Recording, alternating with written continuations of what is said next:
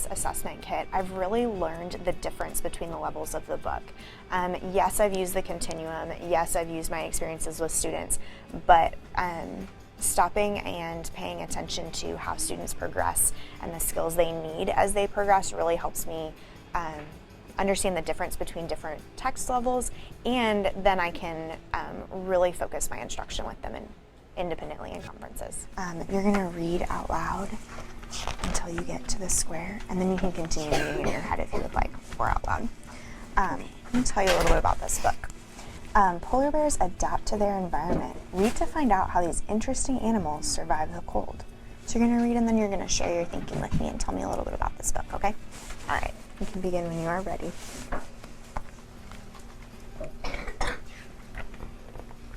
Not Too Cold for a Polar Bear by Katie Colt. Do you ever wonder how animals stay warm in the cold environments? They can't wrap themselves in blankets or turn up the heat. They can't bundle up in sweaters and scarves. They can't make super hot chocolate.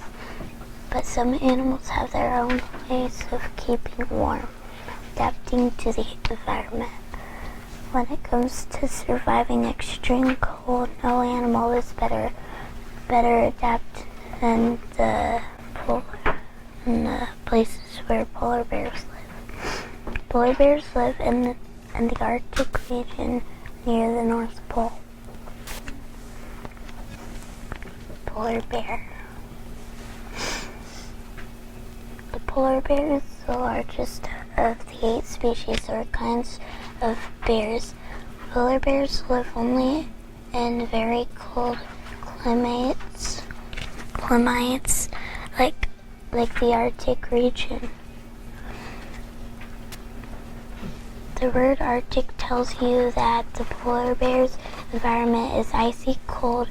In the winter, temperatures can drop to minus 50 degrees.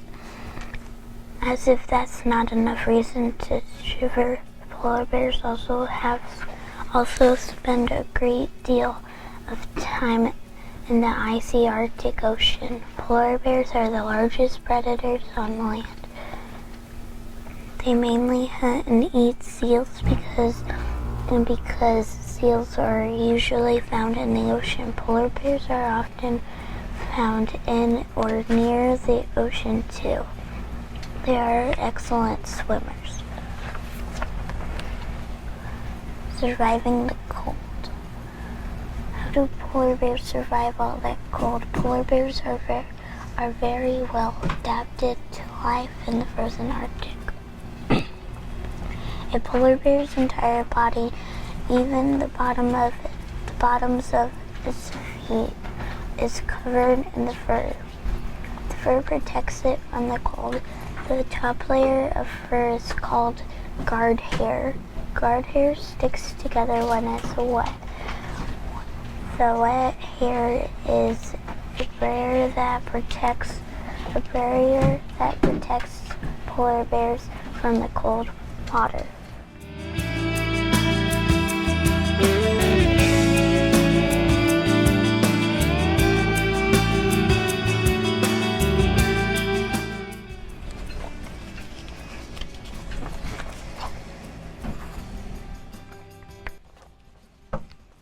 Talk to me about what you learned in this book.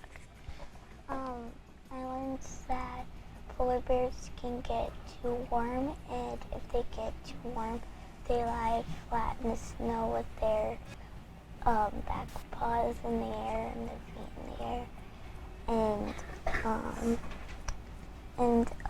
I also learned that they're like in or like near the ocean for the seals, and it's like near the North Pole.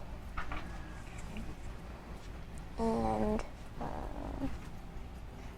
they have 2 to 4 inches of thick blubber in their coats, and they have guard hair that, and what it does is like it protects it, sort of, and it can let heat in and out of its body. Interesting. All right, can you tell me what you learned from the drawing on page 3? On page 3.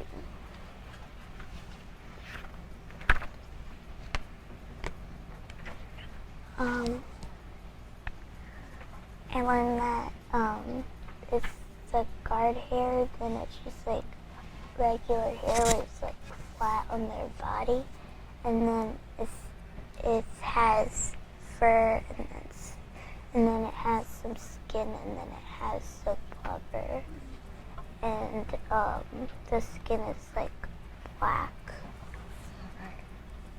So you were telling me they live near the North Pole and near the ocean. Why is it important for them to live where they do?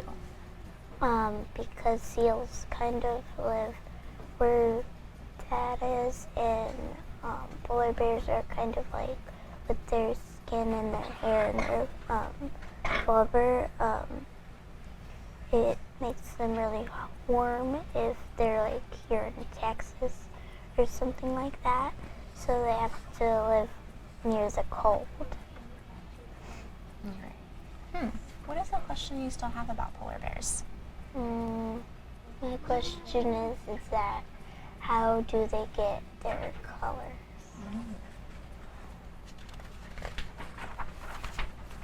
All right. Can you look at the way the writer began this book? What did the writer do to get you interested in the topic? Instead of like putting it on like page 2, they put it on page 1 where the title is. Okay. So what did they do to get you interested in the topic? What they did is they kind of like had they had a picture, and it kind of had an introduction where it's like, do you ever wonder how animals stay warm in the environment? Because that's kind of what it's talking about, except for polar bears. Okay. All right. Now look at the way the writer ended this book. The writer ended this book with a picture. Do you think that's a good way to end the book? Yeah.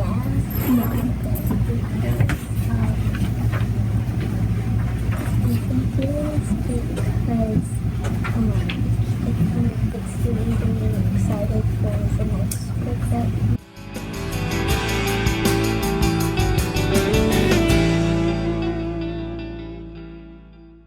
So when I go back and look at my comprehension notes that I've made on the BAS running record sheet, I'm able to see, are they able to recall the story, tell the story in order, especially if it's fiction. But I'm also able to differentiate whether students are able to think beyond the text, make inferences about the text, or think about the author's craft. And then that helps me develop a plan for whole group lessons and small group lessons and individual conferences. So when I'm taking notes as the students are responding to my questions, I'm checking off what they are answering that's already kind of listed there, but then I'm using keywords from what they tell me to make notes.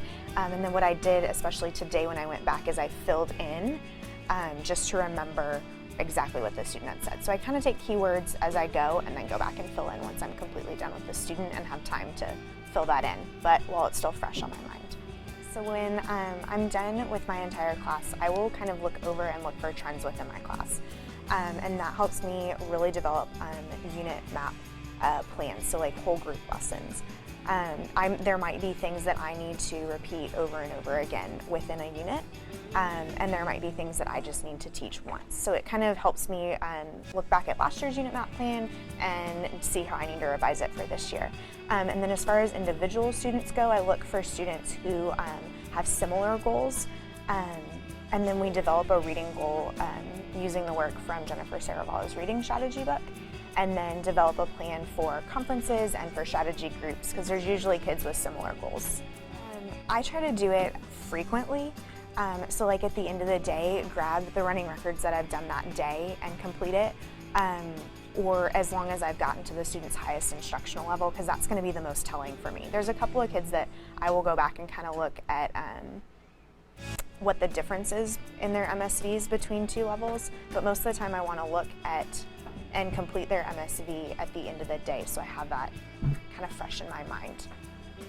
I think it's really beneficial when you're looking back over your notes to look for class trends and to really use those notes later to inform instruction. So whether it's jotting down in your monitoring notebook, this is what this kid needs to be working on, or working with the kids to create a reading goal based on their needs, really just making sure you have a plan to use that data.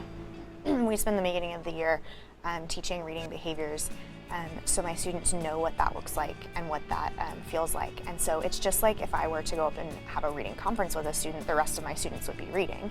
I'm just doing a reading conference using my BAS kit. My advice would be, even though it seems really overwhelming, stick with it and use it, and use that data to inform instruction and ask for help from your coaches, because it really does impact student growth.